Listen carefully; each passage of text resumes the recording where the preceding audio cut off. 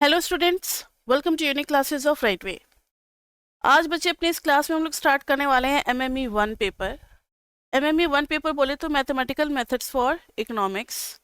DU वाले या university वाले इसका नाम अलग अलग भी रख देते हैं, like mathematical analysis for economics या फिर इंट्रोडक्टरी मैथमेटिक्स फॉर इकोनॉमिक्स। लेकिन ये फर्स्ट सेम का ही पेपर है, स्टार्टिंग का पेपर है। बुक हम लोग फॉलो करेंगे वही सिट सेटर एंड हैमंड की बुक फॉलो करेंगे।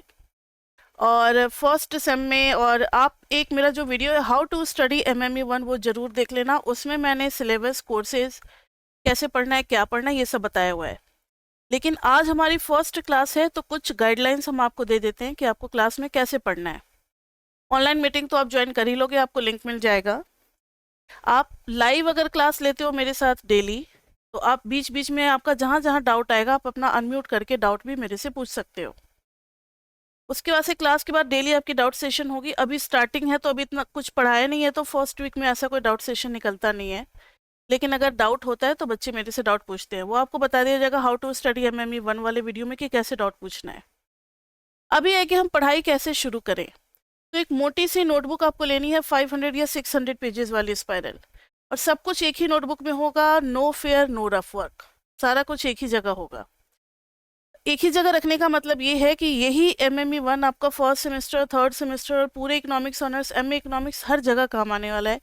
इसलिए इसको बिल्कुल संभाल करके रखना है। साथ में एक पानी की बोतल लेकर के आपको बैठना, बिकॉज ऑन स्क्रीन आप पढ़ोगे तो बार बार देखोगे तो फिर आपको इधर उधर जाने का मौका मिलेगा नहीं। तो आप पानी बीच में सिप अपना लेते रहोगे, और जब भी आपको मौका मिले कि मैम बोल रही है और आपको अगर नज़र हटाने का मौका मिलता है स्क्रीन से, तो आप थोड़ा थोड़ा देर के लिए बीच में रेस्ट ले लिया करो। ठीक है, थोड़ी थोड़ी देर के लिए रेस्ट ले लिया करो। जैसे मैम सॉल्व तो कर रही है, सिंप्लीफाई तो कर रही है, वो तो हम लोग भी कर सकते हैं। थोड़ी देर के लिए नज़र हटा लिया, तो ये रेस्ट भी ज़रूरी है, अदरवाइज हेडेक होने लगेगा। 1 आवर तो मिनिमम हमारा सेशन होता है। 1 आवर 15 मिनट्स भी होता है, 20 मिनट्स भी होता है, कभी कभी तो 1 आवर 30 मिनट्स 40 मिनट्स भी हो जाता है। वो टॉपिक के ऊपर डिपेंड करता है कि कितना टॉपिक हमें एक दिन में कवर करना है। और आपको साथ साथ ही लिखना है। हम लोग अपनी स्पीड इतनी मॉडरेट रखते हैं कि आप साथ साथ नोट्स बना सको। जो बच्चे साथ साथ नोट्स नहीं बना सकते वो बाद में फिर वीडियो देख करके अपना नोट्स बनाएंगे, लेकिन फर्स्ट प्रायोरिटी हमें अपने समझने को देना है कि हाँ सारे टॉपिक हमारे समझ में आ रहा है। ओके, तो हमारे सिलेबस में है बच्चे चैप्टर 1 to 9। चैप्टर 1 बहुत ही बेसिक है, वो पढ़ाएंगे तो फिर मज़ा नहीं आएगा फर्स्ट क्लास में।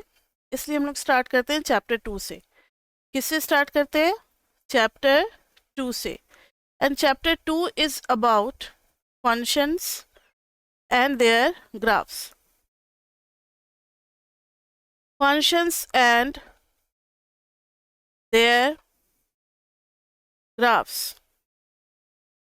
फंक्शन का तो आइडिया आपको पहले भी थोड़ा बहुत होगा, ग्राफ भी आपने बेसिक बेसिक स्ट्रेट लाइन और पैराबोलिक, हाइपरबोलिक, इन सब का ग्राफ बनाया होगा। लेकिन अब ग्राफ हमें बहुत वाइडर लेवल पे सीखना है।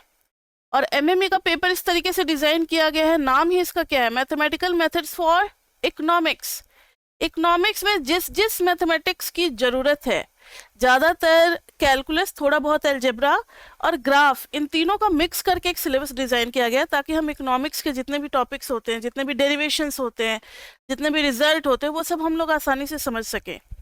तो आपको तैयार किया जा रहा है, 3 पेपर में डिवाइड किया गया है एमएमई को। जब तीनों पेपर आप पढ़ लोगे तो माइक्रो के काफ़ी डिफिकल्ट लेवल के जब स्टार्ट हो जाएंगे आपके पेपर, तो आप उसको समझने लायक हो जाओगे। ठीक है, तो इसलिए यहाँ पर वही वही ग्राफ आपको पढ़ने जो इकोनॉमिक्स में यूज़ होगा। और अच्छी बात यह है कि ज़्यादा हमें ट्रिग्नोमेट्रिक फंक्शंस नहीं पढ़ना है, इसलिए बहुत राहत मिलती है। ट्रिग्नोमेट्रिक फंक्शंस के ग्राफ थोड़ी मुश्किल थे, लेकिन हमें नहीं पढ़ना। ठीक है बच्चे, तो स्टार्ट करते हैं अपना टॉपिक। तो हमारा जो पहला टॉपिक है चैप्टर 2 का, वो है फंक्शंस एंड देयर ग्राफ्स। तो फंक्शन तो आपने पढ़ा हुआ है, फंक्शन आपने पढ़ा हुआ है, 11th-12th में पढ़ा होगा ज़रूर। फंक्शन के लिए सबसे पहले आपको मैपिंग पढ़ना पड़ेगा। ये एक सेट है A, this is another set B, ये है अगर 1 2 3, दिस इज 4 5 6। तो चैप्टर 1 बाद में हम लोग पढ़ाते हैं, क्योंकि उसमें उतना मज़ा नहीं आता। लेकिन चैप्टर 1 में जो है कार्टेशियन प्रोडक्ट पे ख़त्म होता है, तो चैप्टर 2 कार्टेशियन प्रोडक्ट से स्टार्ट होता है। तो इसलिए कार्टेशियन प्रोडक्ट हम लोगों को बताना पड़ता है। कार्टेशियन प्रोडक्ट में 1 इज द प्री इमेज और 1 का इमेज 4 भी होगा, 1 का इमेज 5 भी होगा, 1 का इमेज 6 भी होगा। We are talking about Cartesian product, अभी फंक्शन पे नहीं आए हैं। 2 का इमेज 4 भी होगा, हर एलिमेंट को सबके साथ मैप कर देना है। 3 की मैपिंग 4 के साथ भी, 3 की मैपिंग 5 के साथ भी, 3 की मैपिंग 6 के साथ भी। तो ये हो गया कार्टेशियन प्रोडक्ट, जिसमें 1 का मैपिंग 4 के साथ, 1 का मैपिंग 5 के साथ, 1 का मैपिंग 6 के साथ, 2 का मैपिंग 4 के साथ, 2 का मैपिंग 5 के साथ, 2 का मैपिंग 6 के साथ, 3 का मैपिंग 4 के साथ, 3 का मैपिंग 5 के साथ और 3 का मैपिंग 6 के साथ। और MME 1 में ग्राफिकल अप्रोच बहुत ज़रूरी है, क्योंकि बिना ग्राफ का फिर आप माइक्रो मैक्रो में नहीं समझ पाओगे। बहुत सारी चीज़ें ग्राफ पे ही बेस्ड होगी। अगर आप बुक खोलोगे तो हर जगह ग्राफ ग्राफ ग्राफ देखने को मिलेगा। तो ग्राफ के पॉइंट ऑफ व्यू से MME 1 में आपके 3 चैप्टर इंपॉर्टेंट है। ये पहले ही हम लोग इसलिए बता देते ताकि आप ज़्यादा फोकस करो। चैप्टर 2, चैप्टर 6 एंड चैप्टर 9, ये 3 इंपॉर्टेंट चैप्टर हैं। मार्क्स डिस्ट्रीब्यूशन के हिसाब से भी ये 3 इंपॉर्टेंट चैप्टर है। ये 3 चैप्टर सबको पता होता है। मार्क्स डिस्ट्रीब्यूशन में एक चैप्टर 7 भी आ जाएगा। हर सेटर के दिमाग में ये 4 चैप्टर घूम रहा होता है। इनके टॉपिक काफ़ी इंटरेस्टिंग है। तो क्वेश्चन जब डिज़ाइन करते हैं तो इन चारों से most of the question design कर लेते हैं, फिर एक एक क्वेश्चन बस टच करने के लिए किसी और चैप्टर से पूछ लेते हैं। तो ये 4 चैप्टर आपको बहुत इंपॉर्टेंट होने वाला है। जब भी इन चैप्टर का स्टार्टिंग होगा तो आप पहले से ही फोकस ज़्यादा बढ़ा लें अपना। तो बच्चे ये है कार्टेशियन प्रोडक्ट। कार्टेशियन प्रोडक्ट में एक एलिमेंट का, जिसको हम लोग प्री इमेज बोलते हैं, एक प्री इमेज का मोर देन 1 इमेज मिल रहा है, मोर देन 1 इमेज मिल रहा है, तो कार्टेशियन प्रोडक्ट में इट्स ओके। लेकिन फंक्शन के लिए कुछ क्राइटेरिया है, फंक्शन के लिए कुछ क्राइटेरिया है। तो रिलेशन से फंक्शन बनता है। रिलेशन में अगर मान लो मैंने दे दिया कि ए आर बी रिलेटेड, इस तरीके से आ रहा है ए बी, सच दैट ए को कुछ ले लेते हैं ना, ए इज लेस देन या ए प्लस 1 या ए plus 2 is equal to B, where A belongs to A and B belongs to B.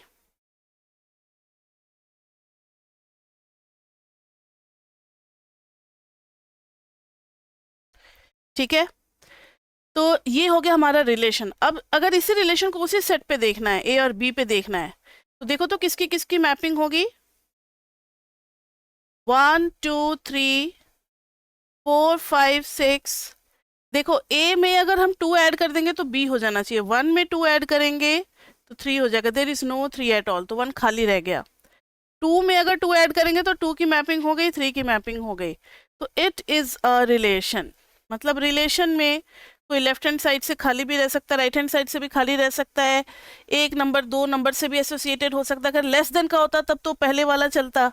1 भाई तीनों से लेस देन है, 2 भी तीनों से लेस देन है, 3 भी तीनों से लेस देन है, यानी हम इसको लेस देन वाले रिलेशन में भी रख सकते हैं। अब आप कहोगे मैम रिलेशन क्यों पढ़ा रही है? क्योंकि रिलेशन में जब स्ट्रिक्ट लग जाता है, जब स्ट्रिक्टनेस लग जाता है तो बनता है फंक्शन। अब वो स्ट्रिक्टनेस क्या है, वो क्राइटेरिया क्या है? तो सबसे पहले लिखेंगे not all relations are function. Not all relations are functions. तो फिर क्राइटेरिया कुछ तो होगा भाई, कि कुछ क्राइटेरिया जो है उनको जो फॉलो करेगा वही रिलेशन हमारे क्या कहलाएंगे, फंक्शन। तो criteria for a relation to be a function. किसी बच्चे को पता है कि कितने क्राइटेरिया होते हैं? ये सब आप 11th 12th में भी पढ़ रखे होंगे। कोई बताना चाहोगे, डिस्कस करना चाहोगे तो बोलो। जब हम आपसे पूछें तो जवाब देना है, लाइव क्लास का मतलब ही वही होता है। और फिर जब आपके डाउट होंगे तो भी आप पूछोगे। अभी आप नए नए हो तो थोड़े ज़्यादा शाई होगे तो नहीं पूछ रहे होगे, 1 2 क्लास निकलने लगेगा, फिर नहीं पूछोगे तो फ़ायदा नहीं होगा लाइव क्लास में आने का। पूछना पड़ता है बच्चे, और डिस्कशन में पार्टिसिपेट करना पड़ता है। तो every element of pre image must be associated. मतलब लेफ्ट सेट में कोई भी खाली नहीं रह सकता है फंक्शन के लिए। फंक्शन के लिए लेफ्ट से कोई भी खाली नहीं रह सकता। जैसे इसमें लेफ्ट से 1 खाली था तो ये फंक्शन नहीं होगा, तो ये फंक्शन नहीं होगा। दूसरा है every pre image, every pre-image must have some unique का मतलब कुछ और नहीं है, ओनली वन। यूनिक का मतलब है ओनली वन, नहीं तो बच्चे कुछ और सोच लेते हैं। ओनली वन इमेज मतलब हर प्री इमेज का सिंगल इमेज होना चाहिए। सिंपल सी बात है, सिंगल इमेज होना चाहिए। यहाँ पे सिंगल लिख लो, सिंगल इमेज होना चाहिए। एक प्री इमेज का एक से ज्यादा इमेज नहीं होगा। तो ऊपर में जो लिखा हुआ है कि every element of pre image, इसका मतलब राइट हैंड साइड पे कोई खाली रह जाए कोई फर्क नहीं पड़ता। पहले क्राइटेरिया के अकॉर्डिंग लेफ्ट वाला सेट जिससे एरो निकलता है उसको हम प्री इमेज का सेट बोलते हैं, उसमें कोई भी खाली नहीं होगा बच्चे। पहला क्राइटेरिया ये कहता है। दूसरा क्राइटेरिया होता है कि जब कोई भी नहीं खाली है उसके बाद से फिर हम इमेज काउंट करना शुरू करेंगे कि हर प्री इमेज के कितने इमेज है। तो हर प्री इमेज के सिंगल इमेज होनी चाहिए, 2 इमेज नहीं होगा, एक ही इमेज होगा, तो वो कहलाएगा हमारा फंक्शन। ठीक है, तो अभी तो पहले हम लोग कुछ एग्जाम्पल कर लें डिसाइड करने का कि फंक्शन है या नहीं, उसके बाद से फिर हम लोग टाइप्स ऑफ फंक्शन पे चलेंगे। तो पहले कुछ एग्जाम्पल देखते हैं, और एग्जाम्पल में आपको बोलना पड़ेगा बच्चे, तो ध्यान से सुने आप लोग एग्जाम्पल। अगर मान लो मैंने एक ये दिया 1 2 3 4 ना स्टार्टिंग के नंबर होते हैं इसलिए ज़्यादा यही हम लोगों के जबान पे चढ़ा रहता है। मैंने अगर ये बना दिया, अभी आप अपने मन में रखोगे फिगर ए के बारे में बताना है whether it is a function और नॉट। फिर जब हम पूछेंगे क्यों नहीं है तब आपको लॉजिक बताना है। अभी तो यस या नो बताना है, आप अपने मन में रखो। 1 2 3 4 5 6।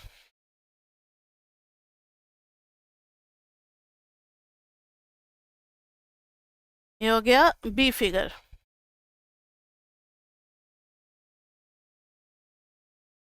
One two three four five six seven.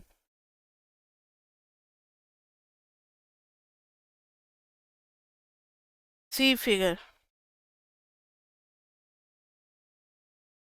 1 2 3 4 5 6 7।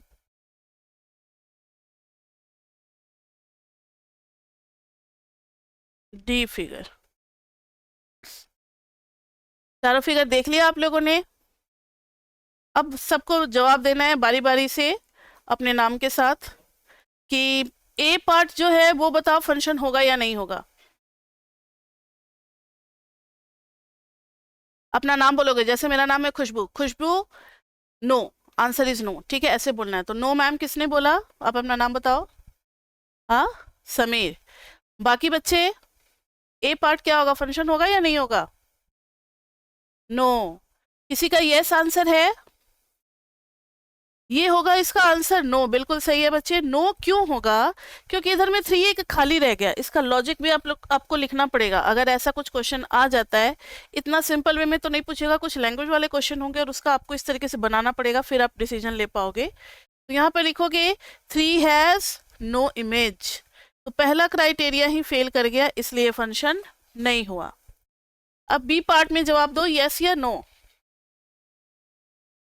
इसमें भी नो, क्योंकि पहले क्राइटेरिया पे फेल कर गया, 3 का इमेज नहीं है। सी में बताओ, सी फंक्शन है या नहीं है। जो भी, किसी को यस लग रहा है, किसी को नो भी लग रहा है। यस, ये फंक्शन है। क्यों है फंक्शन, तो ध्यान से देखो। हर एलिमेंट का देखो, 1 का भी इमेज है, 2 का भी इमेज है, 3 का भी इमेज है। तो फर्स्ट क्राइटेरिया तो फुलफिल हो रहा है। Every element of pre image have some image. अब काउंटिंग करेंगे, 1 का कितना इमेज है, सिंगल। 2 का कितना इमेज है, सिंगल। 3 का कितना इमेज है, सिंगल। तो yes, it is a function.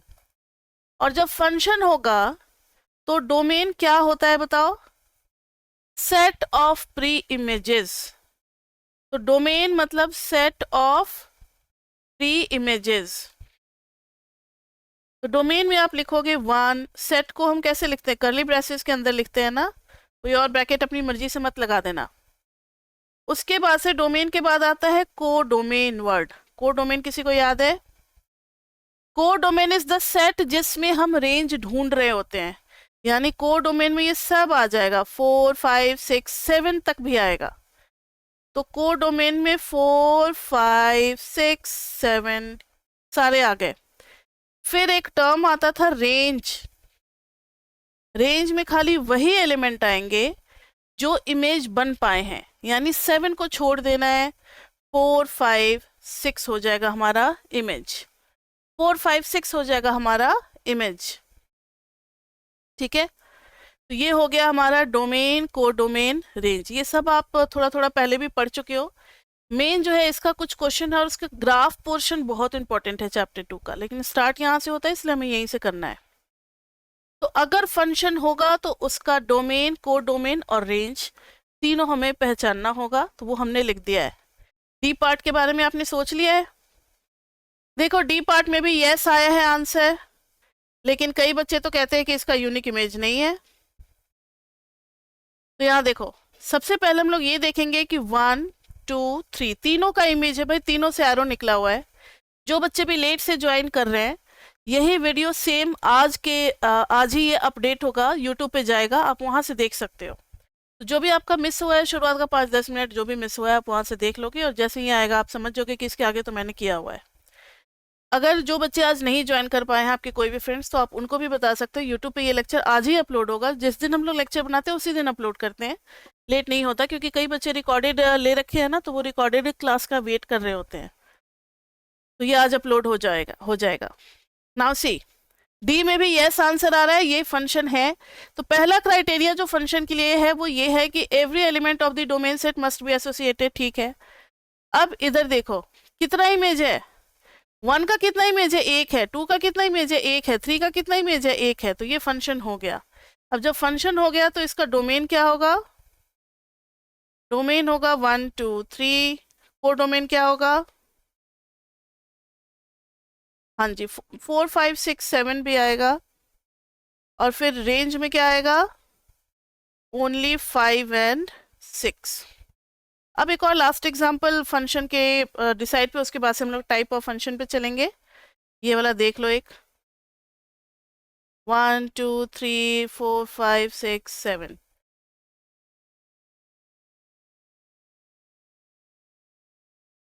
क्या ये फंक्शन है? क्यों नहीं है? ठीक है, वेरी गुड। यहाँ देखो 1 का इमेज है, 2 का इमेज है, 3 का इमेज है। अभी सिर्फ यस या नो, यस तीनों के इमेज है, तो फर्स्ट क्राइटेरिया इज फुलफिल्ड। अब सेकंड क्राइटेरिया पे चलते हैं, तो 1 के तो दो दो इमेज निकल रहे हैं, और 2 इमेज हो नहीं सकता, मैंने लिखवाया हुआ है सिंगल इमेज। ये देखो वर्ड लिखवाया हुआ है, सिंगल इमेज होना चाहिए। एक से ज्यादा इमेज एक्सेप्टेबल नहीं है फंक्शन के लिए। रिलेशन में चल सकता है, कार्टेशियन में चल सकता है, लेकिन फंक्शन में नहीं चलेगा। No as 1 has more than 2 image, sorry more than 1 image, इसलिए ये फंक्शन नहीं है। तो अब इतना एग्जाम्पल काफ़ी है, इसके बेसिस पे आप डिसाइड कर सकते हो कि कोई फंक्शन है या नहीं है। अब हम लोग नेक्स्ट टॉपिक पे चलते हैं, that is types of function. इस पे भी क्वेश्चन आते हैं, ये आपके बुक में नहीं है। 1, 1 ऑन्टो, मेनी 1 ऑन्टो, ये सब जो 4 टाइप के फंक्शन होते हैं उसके बारे में पढ़ना है। थोड़ा बहुत आइडिया है आपको, 1, 1 आपने पढ़ रखा है, मेनी 1 आपने पढ़ रखा है, बहुत सारे प्रूफ भी किए हुए हैं आपने, फिर ऑन्टो और इंटो भी पढ़ रखा है। तो अगर आप रखते हो एक तरफ मेनी 1 एक तरफ 1, 1 और उधर ऑन्टो और इंटो, तो 1, 1 मेनी 1 भी 1, 1 जो है वो ऑन्टो भी हो सकता है, 1, 1 इंटो भी हो सकता है, मेनी 1 ऑन्टो भी हो सकता है, मेनी 1 इंटो भी हो सकता है। So there are 4 types of function. तो यहाँ देखो पहला जो टाइप है वो है 1, 1 ऑन्टो, 1, 1 ऑन्टो। या पहले बना लेते हैं फिर डिसाइड करेंगे कि कौन सा टाइप है। 1, 2, 3, 4, 5, 6,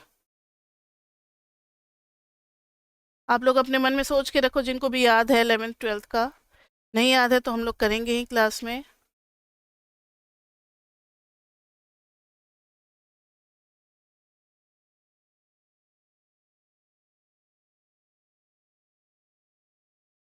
अब है 4 5 6, इसमें से ये हटा देते हैं।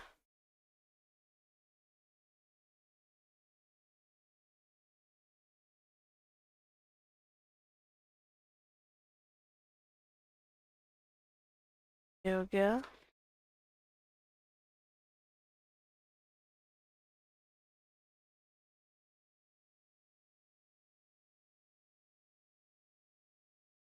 हाँ जी, अब देखो जरा, 4 मैंने डायग्राम बनाया, आपको दिख रहा होगा। फर्स्ट वाले डायग्राम में देखना जरा गौर से, 1 2 3 तीनों के इमेज हैं और सिंगल सिंगल है, तो फंक्शन तो होगा। अब फंक्शन के बाद बारी आती है 1 1 है या नहीं है। 1 1 का मतलब है 1 to 1, एक प्री इमेज का एक ही इमेज होगा, और उल्टा चलो तो एक इमेज का एक प्री इमेज होगा। मतलब ध्यान से देखो, 1 का एक ही इमेज है 4, और 4 का एक ही प्री इमेज क्या है 1। तो ऐसे फंक्शन को हम लोग 1 1 बोलते हैं। क्या बोलते हैं? 1 1। अब इधर आ जाओ, 1 2 3 4 5, इसमें देखो तो जरा, 1 2 3 तीनों के इमेज है, और अच्छा ये तो फंक्शन होगा, ठीक है, सबके सिंगल सिंगल इमेज है। 1 का 4 है, 2 का 5 है, और 3 का 5 है, सिंगल सिंगल इमेज है। 2 का भी एक ही से है, 3 का भी एक ही से है, वो सेम हो सकता है। इसको हम लोग कहते हैं मेनी वन, क्योंकि ये देखो ना, दो प्री इमेज का सेम इमेज हो गया, ये एक्सेप्टेबल है। इमेज सेम हो सकता है, प्री इमेज सेम नहीं होगा, तो ऐसे को कहते हैं मेनी वन। भाई दिमाग में रखो ना, मेनी वन नाम का कोई चीज होता है फंक्शन की दुनिया में। जब मेनी वन है, इसका मतलब है मेनी प्री इमेज हो सकते हैं, मेनी वन। लेकिन 1 to मेनी नहीं है, एक से बहुत सारे नहीं होंगे, लेकिन बहुत सारे जो है वो एक पे जा सकते हैं, ठीक है, तो मेनी वन। अब इधर आ जाओ, ये भी मेनी वन है,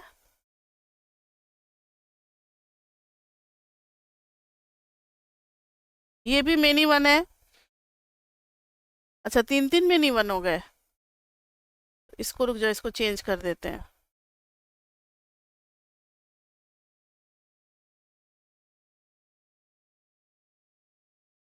एक और डाल देते हैं इसके अंदर, 7। ये क्या है, लास्ट वाला क्या है? ये तो मेनी वन नहीं होगा, 1 1 होगा। अब रही बात इंटो और ऑन्टो, तो ये देखो, मेरे इस हैंड में 5 फिंगर है, इस हैंड में भी 5 फिंगर है। थंब को थंब पे, 4 फिंगर को 4 पे, मिडिल को मिडिल पे, रिंग को रिंग पे, और लेडीज फिंगर को लेडीज फिंगर पे। तो हम कहते हैं my hand is on the another hand, मतलब बिल्कुल ओवरलैप कर जाएगा, इसमें भी 5 उंगलियां, इसमें भी 5 उंगलियां, और ओवरलैप कर गई तो बोलते हैं ऑन। और वहीं पर अगर ये एक फिंगर इसके अंदर चला गया तो बोलते हैं my finger is in the hand. तो इन में क्या होगा, कम होगा, और जो लेने वाला होगा वो ज्यादा होगा। मतलब यहाँ देखो, codomain is equal to, codomain is equal to range, तो वो हो जाता है ऑन्टो। ऑन्टो में कोई राइट हैंड साइड पे खाली नहीं होगा, यानी codomain is equal to range होना चाहिए, तो वो होता है ऑन्टो। और इंटो में, एक मिनट,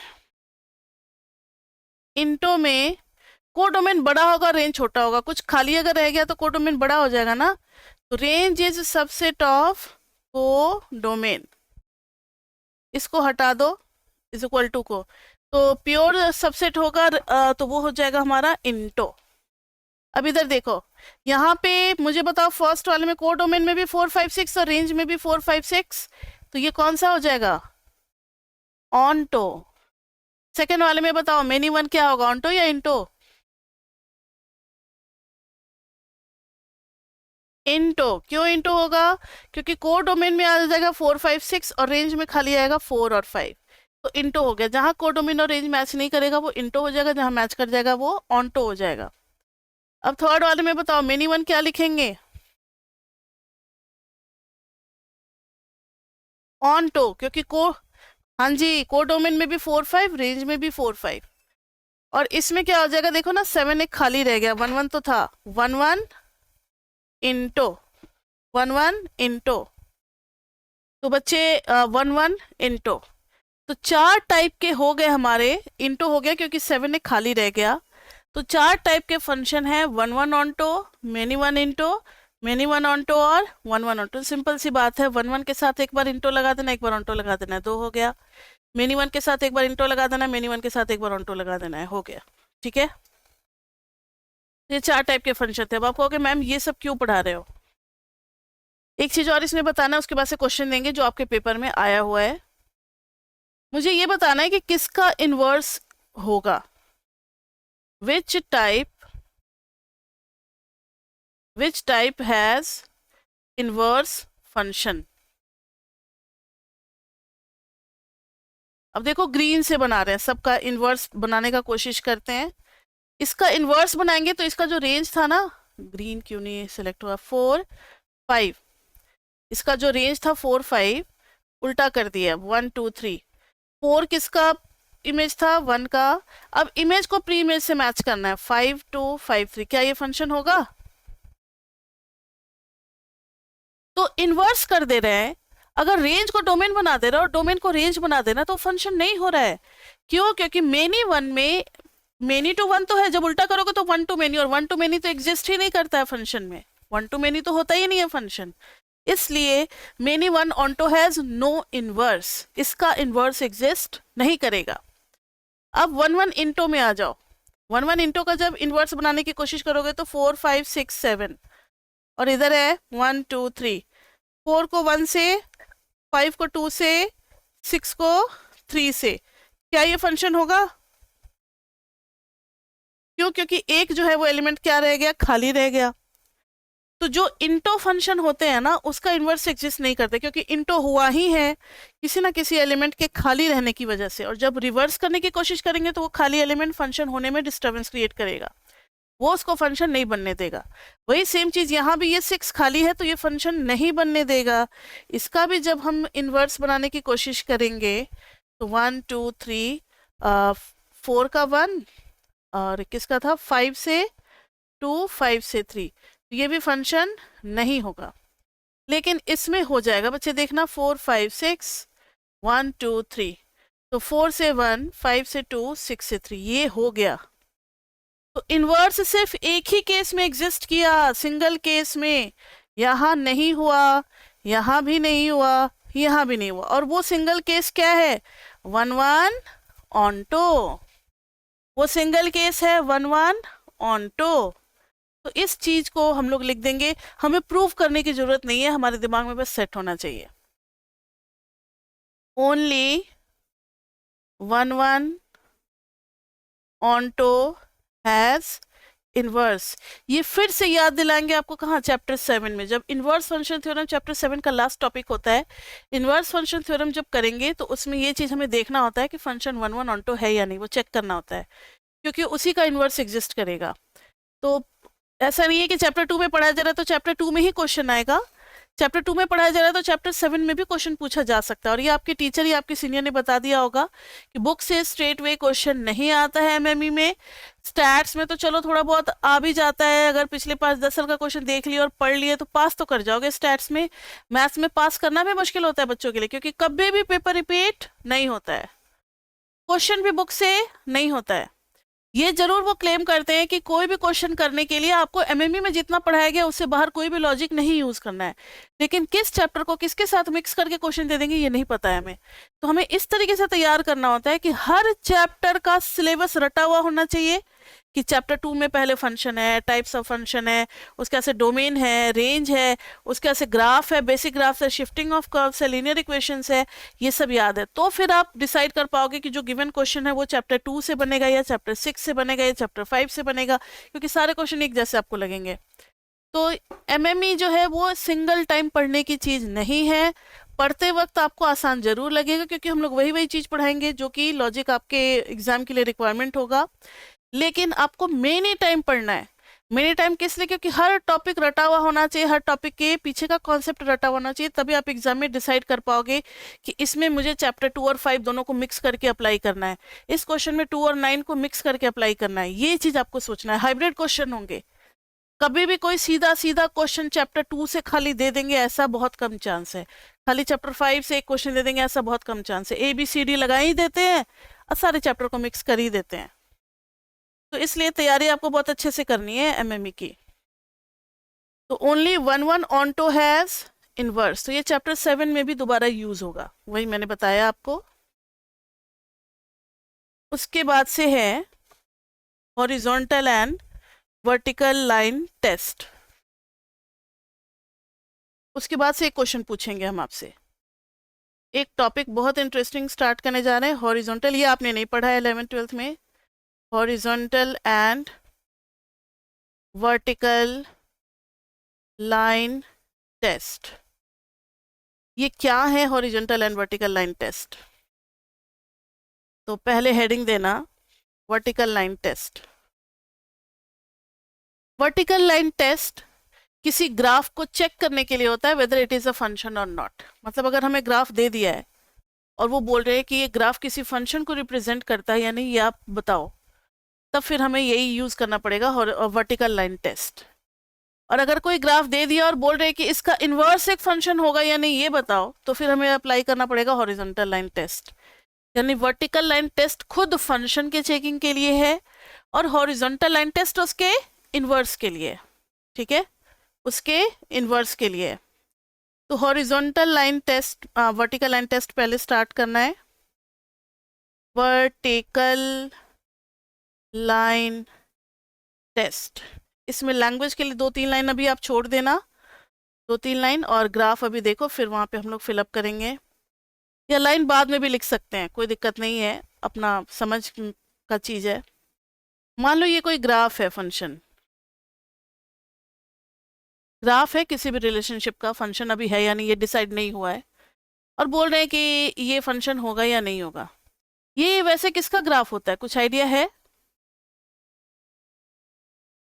पैराबोला। पैराबोला में y का स्क्वायर होगा या x का स्क्वायर होगा? चलो इतना अगर दिक्कत हो रहा है तो मैंने ये बना दिया, अब तो बता दो। y² = 4ax, ऐसा कुछ पढ़ा हुआ है आपने? तो अब इतना जो है ना, इतना परफेक्ट हमें नहीं पढ़ना है। इको में जब हम लोग आगे इकोनॉमिक्स में कि 4a भी लगाना जरूरी नहीं है हमारे लिए। सीधा हमें पता है कि y² वर्सेस x का ग्राफ राइट वर्ड पैराबोला होता है, कहीं ऐसे होगा, ठीक है। अब बताओ कि इसमें अगर हम वर्टिकल लाइन ड्रॉ करते हैं, किस कलर से करें? येलो, इसी से कर देते हैं, ब्लैक से। अगर वर्टिकल, नहीं ये अच्छा नहीं लग रहा है, लाइट ब्लू से करते हैं। ये रहा वर्टिकल लाइन। कहीं भी अगर एक ऐसा वर्टिकल लाइन हमें मिल गया जो कि मोर देन 1 पॉइंट कट करता है, इसका मतलब क्या है? इसका मतलब है कि सिंगल x जो होगा उसके लिए 2 y आ जाएंगे। सिंगल x के लिए 2 y, तो क्या ये फंक्शन होगा? अब समझ में आ गई बात? वर्टिकल लाइन टेस्ट किससे बना है? बेसिक डेफिनेशन से ही बना है।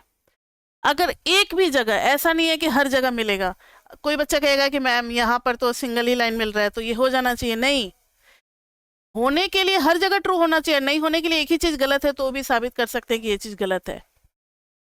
तो रॉन्ग प्रूफ करने के लिए एक एग्जाम्पल काफी है, लेकिन राइट प्रूफ करने के लिए इनफाइनाइट एग्जाम्पल दोगे तो भी नहीं, कम पड़ जाएगा। इसलिए उसको हम लोग थ्योरेटिकली प्रूफ करते हैं, थ्योरम तभी बनाया गया है। और जब भी किसी चीज को रॉन्ग प्रूफ करना होता है तो काउंटर एग्जाम्पल, एक छोटा सा एग्जाम्पल दे देते हैं, काम चल जाता है। जो बच्चे थ्योरम वगैरह याद होगा, कोई डरने वाली बात नहीं, ऐसा कुछ हमें नहीं करना है यहाँ।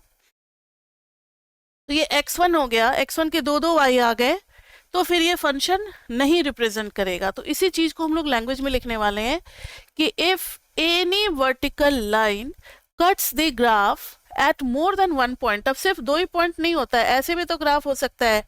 तो इसको कट कर रहा है कहाँ? मोर देन 1 पॉइंट, 1 2 3 4 5, तो नॉट अ फंक्शन। तो अब अगर सर्कल बनाते हो आप, सर्कल ये वाला, x² + y² = 5², तो it is not a function, ये फंक्शन नहीं होगा। दिमाग में सेट हो गया? क्योंकि वर्टिकल लाइन करेंगे तो मोर देन 1 पॉइंट पे कट करेगा। तो सर्कल का ग्राफ और लेफ्ट और राइट वाला पैराबोला नहीं होगा फंक्शन, और भी अगर कोई बनाओगे तो फिर वो फंक्शन नहीं होगा। तो समझ में आ गया वर्टिकल लाइन टेस्ट। तो लिखें फिर हम लोग कि if any vertical line test. एक चीज और बची, ये आपकी फर्स्ट क्लास है तो आपको पता नहीं होगा, अगर कोई टॉपिक छूट जाता है तो आप लास्ट में स्क्रीनशॉट भी ले सकते हो। कई बच्चे वीडियो को दोबारा देखने से अवॉइड करते हैं कि मैम टाइम फिर से 1 घंटा कहाँ से लाएंगे, तो आप डबल स्पीड करके भी देख सकते हो, या फिर आप लास्ट में स्क्रीनशॉट भी ले सकते हो कि मैम आप स्क्रीनशॉट दे दो, मैंने समझा हुआ है, नोट्स मेरा कंप्लीट हो जाएगा। तो स्क्रीनशॉट भी लास्ट में क्लास खत्म करने के बाद आपको दिया जाएगा। तो if any vertical line cuts the graph at more than 1 point, then the graph होगा या फिर कर्व वर्ड भी हम लोग यूज कर सकते हैं, does not represent a function,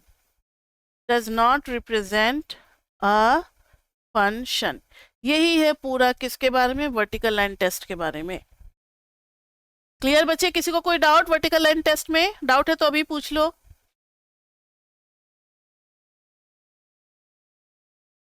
तो next write down horizontal line test. Horizontal line test. Horizontal line test क्या बोलता है बच्चे, ध्यान से देखना। अब इसमें हम अपवर्ड पैराबोला ले लेते हैं। अब कौन सा पैराबोला ले लिया मैंने, अपवर्ड पैराबोला। अब ले लिया मैंने अपवर्ड पैराबोला। इस पे अगर आप हॉरिजॉन्टल लाइन ड्रॉ करते हो, इसका मतलब है बच्चे सिंगल y हैज 2x, मतलब ऐसे दो x1 और x2 हैं ग्राफ पे जो कि सेटिस्फाई कर रहे हैं और सिंगल y की वैल्यू दे रहे हैं। इसका मतलब है x1 और x2 y, तो ये खुद तो फंक्शन हो जाएगा, itself is the function, itself is the function. और वो कैसा फंक्शन होगा, मेनी वन। लेकिन जब इसको रिवर्स करेंगे, but inverse is not a function,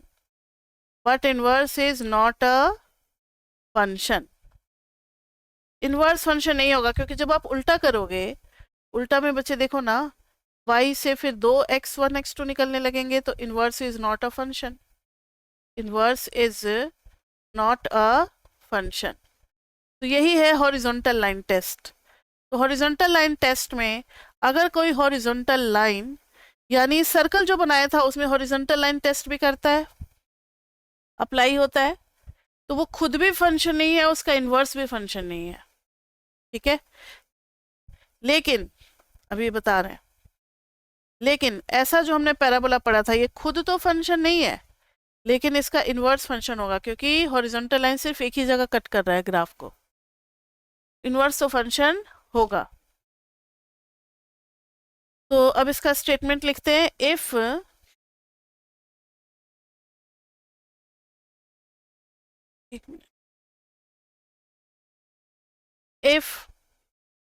any horizontal line, if any horizontal line cuts the graph at more than 1 point, then the graph does not has inverse function, मतलब graph का inverse function नहीं होगा। तो ये है horizontal line test. तो vertical line test खुद के लिए और हॉरिजॉन्टल लाइन टेस्ट उसके इनवर्स के लिए। क्लियर? ये सब याद रखना है, क्योंकि जब बेसिक ग्राफ के बाद हम लोग मॉडिफाइड ग्राफ पे बढ़ेंगे ना, तो हर जगह हम आपसे ये क्वेश्चन पूछेंगे कि बताओ ये फंक्शन है या नहीं, ये फंक्शन है तो किस टाइप का है, इसका इन्वर्स होगा या नहीं, इसका डोमेन क्या है, इसका रेंज क्या है, हर चीज़ पूछते हैं, इसलिए रेडी रहना पड़ेगा आपको। अब एक फेज तो आपका खत्म हुआ, एक फेज में यही पढ़ाया जाता है function, types of function, vertical test और हॉरिजॉन्टल लाइन टेस्ट। इसके बाद से हमारा स्टार्ट होता है डोमेन एंड रेंज। लेकिन वहां जाने से पहले एक नज़र हमारे एक क्वेश्चन पे जो कि 2011 में आया हुआ है आपके पेपर में, तो ऐसा कुछ और भी बना करके दे सकते हैं। तो इन अ क्लास, इन ये 2011 का क्वेश्चन है, in a class there are 50 students. सोच समझ करके जवाब देना आप। और ये थ्योरेटिकल क्वेश्चन था 3 मार्क्स का, तो उसमें लैंग्वेज ही लिखना था। पहला है कि हर बच्चे को रोल नंबर दिया जा रहा है। दूसरा है टेस्ट ऑफ 100 मार्क्स लिया जा रहा है और सबको मार्क्स डिस्ट्रीब्यूशन। मार्क्स मैंने शॉर्टकट लैंग्वेज लिखा है, वहाँ तो पूरा खैर लिखा हुआ होगा कि suppose roll number is given to each and every student, then is it a function और नॉट, और अगर फंक्शन है तो किस टाइप का है। सेकंड में सबको मार्क्स दिया जा रहा है, does it represent a function, ये रूल क्या एक फंक्शन को रिप्रेजेंट कर रहा है, अगर है तो किस टाइप का फंक्शन, ये आपको बताना है। सोचो जरा बच्चे, फर्स्ट का आंसर क्या होगा, कुछ आइडिया? 1 1 फंक्शन, एक आंसर आया। और कोई आंसर फर्स्ट का? चलो 1 1 एंड ऑन्टो ऑल्सो। जरा दिमाग लगाओ ना, अगर एक क्लास में 50 बच्चे हैं, 1 2 3 4 से लेकर के 50 स्टूडेंट्स, तो 50 स्टूडेंट्स का ही रोल नंबर भी होगा ना। आपके क्लास की जो क्लास टीचर होती थी उनके पास एक अटेंडेंस रजिस्टर होता है। अगर क्लास में 45 स्टूडेंट्स हैं तो वहाँ पे रोल नंबर 45 तक ही होगा। ऐसा नहीं है कि कुछ प्लेसेस खाली होंगे 50 तक होगा, ऐसा नहीं है। जितने बच्चे होते हैं उतना ही रोल नंबर भी होता है। अब रोल नंबर भी 1 2 3 4 ही हो, ये कोई ज़रूरी नहीं है। 101 102 ऐसे करके 150 तक भी हो सकता है। ठीक है, रोल नंबर तो अलग अलग भी हो सकता है, सेक्शन वाइज भी रोल नंबर होता है। लेकिन फर्स्ट स्टूडेंट का अगर रोल नंबर 102 है तो फिर 102 किसी और का नहीं होगा। थर्ड स्टूडेंट का अगर 101 है और 50th स्टूडेंट का ये है, क्रिस क्रॉस हो सकता है, लेकिन ये फंक्शन होगा 1 1 और ऑन्टो। तो जो मैंने लैंग्वेज लिखा वही आपको लिखना है। फर्स्ट लाइन क्या लिखनी है कि since every student is getting, पहले तो फंक्शन है या नहीं इसका जवाब लिखना है। तो देखो ध्यान से सुन लो, क्योंकि इतना लैंग्वेज लिखना मेरे बस की बात नहीं है। स्क्रीन पे आप क्या लिखोगे आप समझ लो, अब आप लोग बड़े हो गए, इतना समझ सकते हो। Since every student is getting certain roll number, so each pre image has some image. हो गया पहला क्राइटेरिया। दूसरे क्राइटेरिया के लिए लिखोगे since every student is getting a single roll number, so it has unique image. So both the criteria are fulfilled, so it is a function. A function के बाद बोलोगे कि in class if there are 50 students, so there are 50 roll numbers also.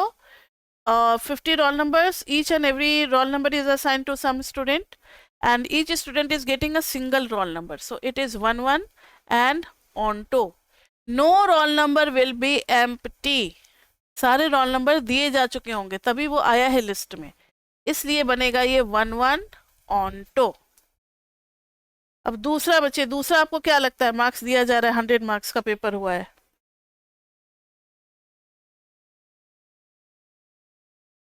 Second question है कि class में 50 बच्चे हैं, आप अपने ही सेक्शन याद कर लो, और 100 मार्क्स का पेपर हुआ है और मैम आकर के सबको मार्क्स डिस्ट्रीब्यूट कर रही है।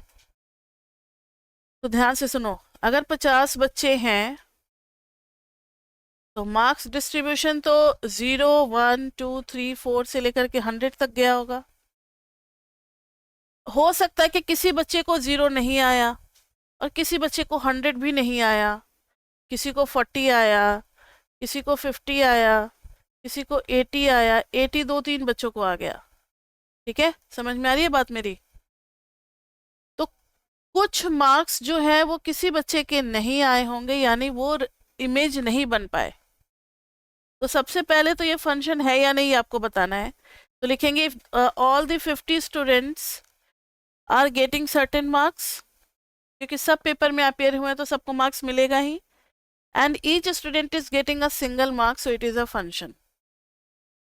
फंक्शन के बाद आप टाइप पे आते हो, तो टाइप में बताओगे कि some marks may not be given to any of the students, like 0, neither of any student is getting the 0 marks, and no student got 100 marks. So there may be many marks which has not been allotted to any of these students. So some of the elements left unassociated in codomain, which could not be in the range. So it is into.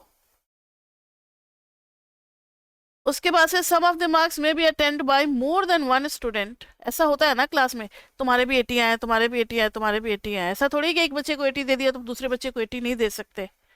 So it is many one. इसमें language का ही खेला था. 3 marks जो है वो language के ऊपर ही मिलना था और कुछ नहीं था इसमें. और क्वेश्चन सबको लगभग समझ में आ गया था. उस साल पहली बार सेमेस्टर सिस्टम लगा था 2011 में, और ऐसे ऐसे क्वेश्चन पूछे थे जो बच्चे आसानी से जज कर पा रहे थे. और कितने ही बच्चों के 75 में 75 आए थे. जिससे पूछो मतलब उसके ही 75 में 75 आए थे. तो और 75 में 75 लाना अपने आप में बहुत बड़ी बात होती है. आज के डेट में किसी को नहीं आ सकता, मुश्किल है. तो उस टाइम क्यों आया था? क्योंकि उन्हें सेमेस्टर सिस्टम को क्या करना था, सक्सेसफुल दिखलाना था. और थोड़ा सा क्वेश्चन इस तरीके का आ गया था कि बच्चे समझ गए थे और लिख रहे थे अपना. लेकिन उसके बाद से कोई भी पेपर इतना आसान नहीं हुआ. बस एक 2011 का पेपर आसान था, उसके पहले कभी इजी नहीं था, उसके बाद कभी इजी नहीं हुआ है. अब तो जैसे जैसे टाइम बीतता चला जा रहा है ना, थोड़ा कॉम्पिटिटिव लेवल माहौल और भी बढ़ता चला जा रहा है. तो आप समझ लो कि आप कहाँ पर हो और आपसे किस टाइप का क्वेश्चन पूछा जाएगा. तो यहाँ तक क्लियर बच्चे? ठीक है. इसके बाद से हमारा शुरू होता है topic domain and range. 5 minute उसको भी देख लेंगे क्योंकि उसमें मुझे होमवर्क देना है आपको डोमेन एंड रेंज पे. तो थोड़ा सा पढ़ा देते हैं फिर होमवर्क देंगे. डोमेन आपको पता है, set of all pre images. Domain क्या है? It is the set of pre images. It is the set of pre images. और रेंज क्या है? रेंज क्या है? It is the set of images. तो एक छोटा सा एग्जांपल, अगर मैंने आपको कहा y is equal to 5x minus 7, इसमें x क्या क्या हो सकता है और y क्या क्या हो सकता है, जरा सोचो. इसका डोमेन और रेंज बता सकते हो क्या हो जाएगा?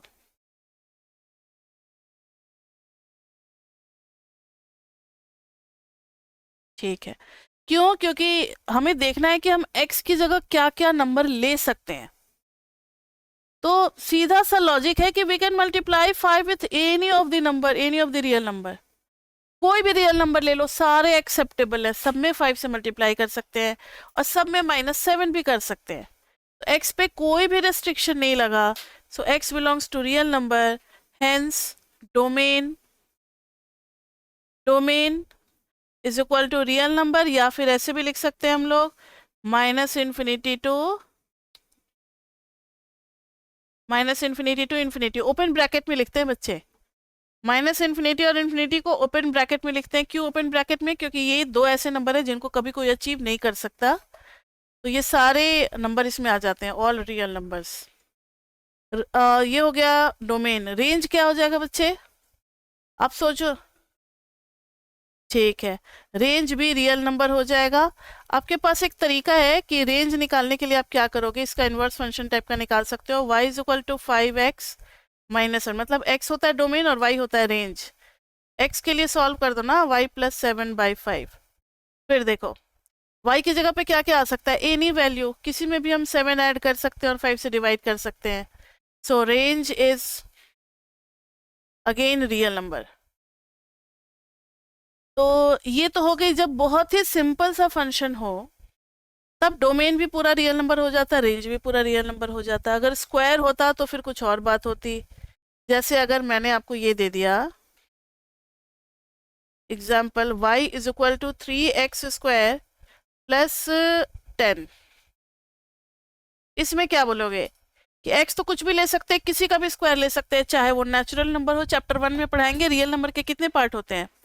Natural number, whole number, integers, rational and irrational. टोटल 5 टाइप ऑफ रियल नंबर्स होते हैं. कोई भी ले लो, सबका स्क्वायर पॉसिबल है, एवरी नंबर का स्क्वायर पॉसिबल है। तो x belongs to real number, hence domain is equal to real number. लेकिन रेंज क्या होगा? रेंज के लिए बच्चे थोड़ा लॉजिकली डिसाइड करो। रेंज के लिए हम यहाँ पर मैंने एक आपको टेक्निक बता दिया इन्वर्स निकाल करके। वो इन्वर्स जरा यहाँ निकालना, देखो काम कर रहा है या नहीं कर रहा है। X square is equal to y minus 10/3, तो x is equal to root under y minus 10/3।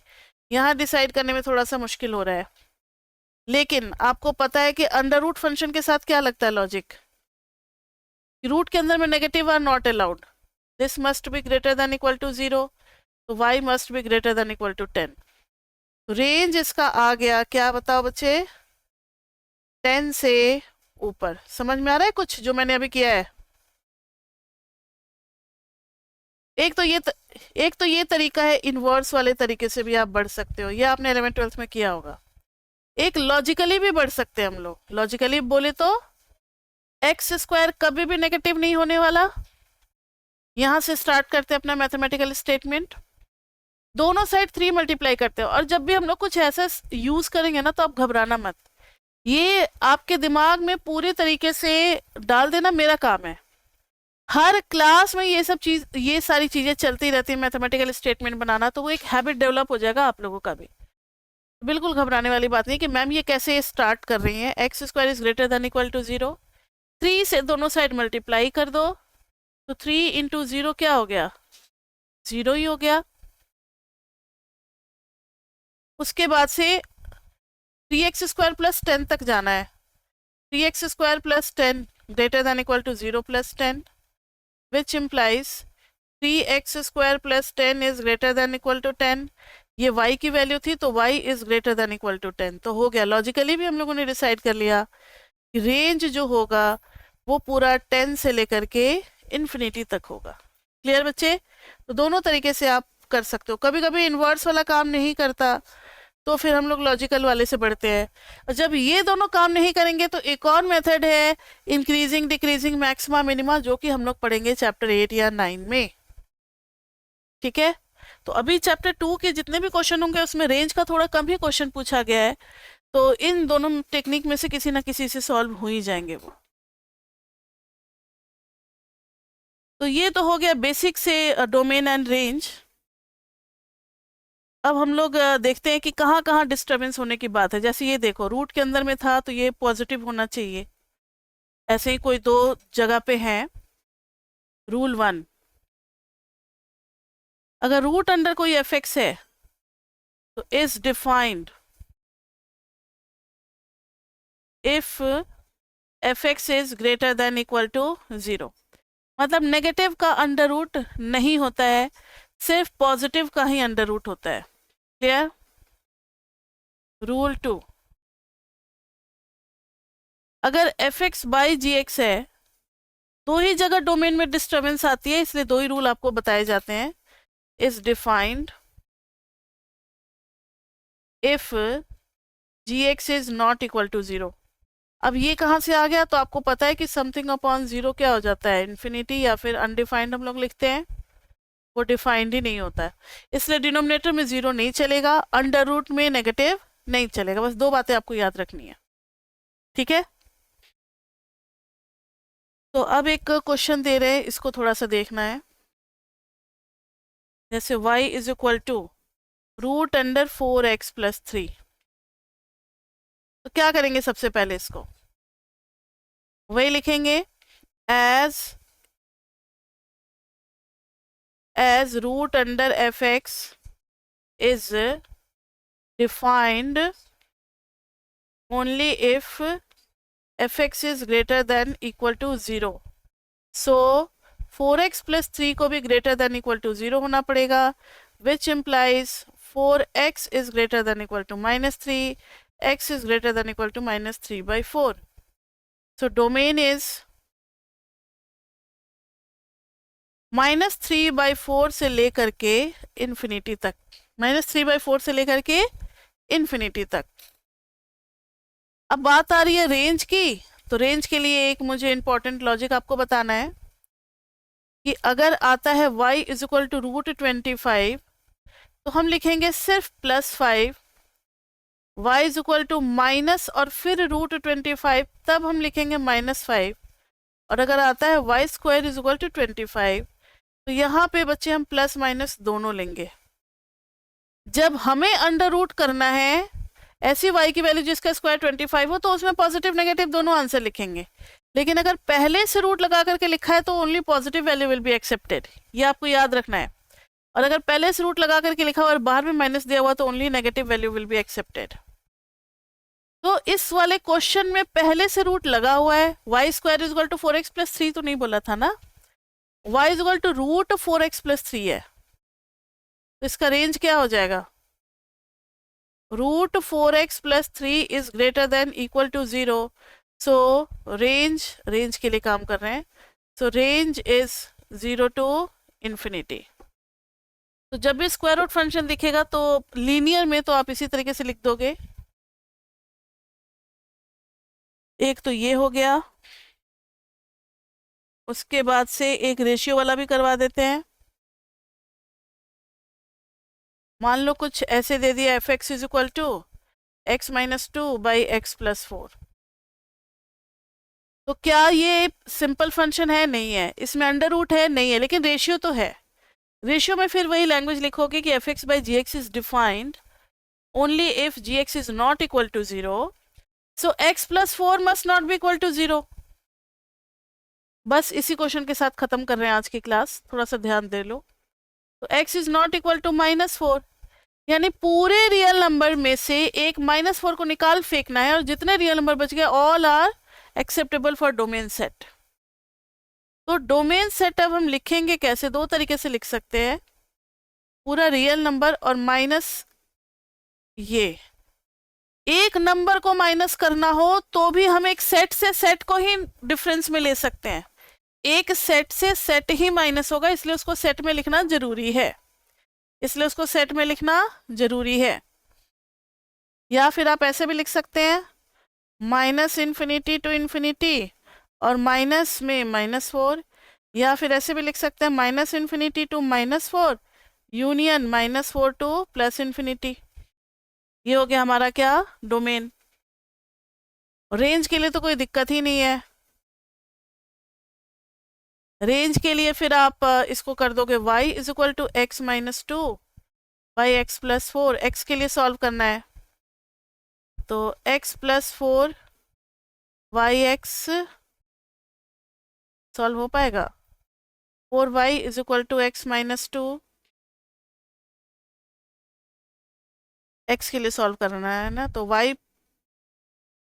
4y is equal to x minus yx - 2, 4y + 2 is equal to x 1 - y, तो x is equal to 4y + 2 upon में 1 - y, 1 - y। अब देखो y के according सोचोगे तो y कुछ भी हो सकता है, लेकिन 1 नहीं होगा। तो y बिलोंग्स टू -∞ to ∞, -1, 1 को निकाल दो, बस हो गया। क्लियर? तो ये हो गया हमारा डोमेन और रेंज का तरीका। और भी कुछ अच्छे क्वेश्चंस हैं तो होमवर्क में हम आपको देते हैं, कुछ क्वेश्चन आप ट्राई करना चाहो तो करके आ सकते हो। इनको फिर हम लोग नेक्स्ट क्लास में भी करेंगे। Question number 1,